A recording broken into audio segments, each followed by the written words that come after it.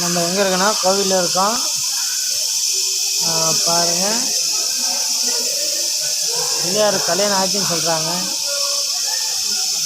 ஏங்க செல்லு நம்ம கடைசியில் கிளீன்ஸாக இருக்குது, தொடச்சாலும் கிளீன்ஸ் வர முடியுது. பிள்ளையாருக்கு கல்யாணம் ஆகிடுச்சு வச்சிங்களா. இடுப்பில் ஒருத்தன் உக்காந்துருக்காங்க.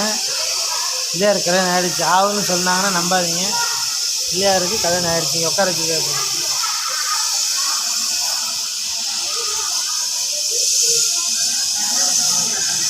சரிங்களா, இடுப்பில் உட்கார வச்சுருக்காரு இல்லையா, அதுதான் அவர் ஒய்ஃபா அப்படின்னு சொல்கிறாங்க. ஆமாம், கிட்ட நாங்கள் பாருங்க.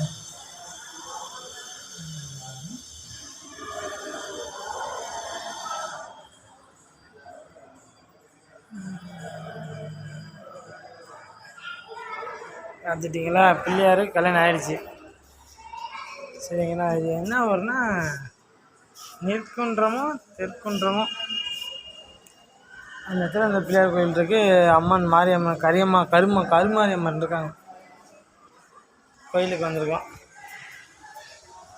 சக்தி மகா சக்தியே சகலகலாவல்லியே. இங்கே விசேஷமாக நடக்குது பூஜையெல்லாம். நம்ம வந்துருக்கோம். இங்கே வந்து இந்த பிள்ளையார் கோயிலுக்கு ஏத்தாப்பில் பார்த்தீங்கன்னா இந்த மாதிரி கோயில் இருக்குது, இது இருக்குது கிருஷ்ணமரம். அதில் வந்து தொட்டில் கட்டினா குழந்தை பிறக்குன்றாங்க. ஆமாம், தாலி கட்டினாலும் கிறிஸ்தவ கல்யாணம் ஆகிடுன்றாங்க.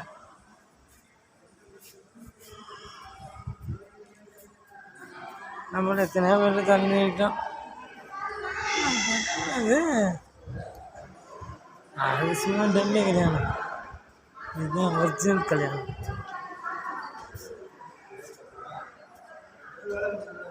இது வரைக்கும் இந்த மாதிரி பூட்டெல்லாம் கேட்டில் பூட்டி வச்சுருக்காங்க, தெரில என்ன சாத்துன்றது தெரில.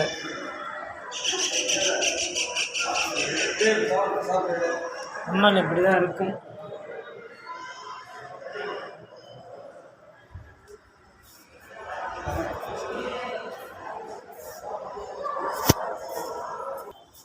இப்போ தான் ஒரு ஐயரை கேட்டேன், பிள்ளையார் கல்யாணம் ஆச்சு நம்ம நினச்சிட்ருக்கோம். ஆனால்